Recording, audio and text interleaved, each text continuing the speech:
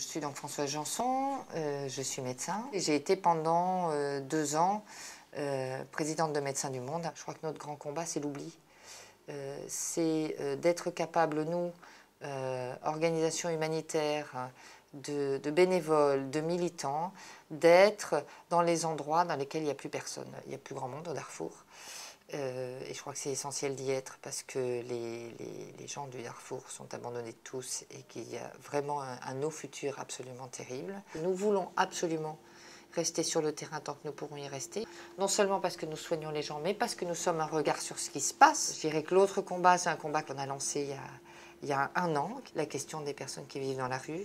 Je crois qu'il y a des progrès qui ont été faits, ces tentes qui ont été mises dans Paris, un peu partout, et qui ont rendu visibles les personnes dans la rue.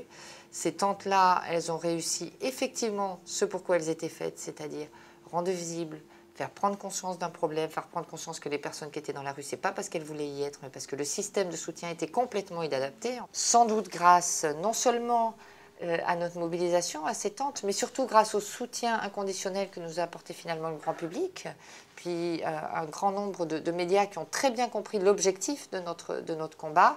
Eh bien, le discours politique, on l'a vu au mois d'août, a changé. Et je crois que notre combat à nous, c'est de pousser la France dans ces retranchements-là.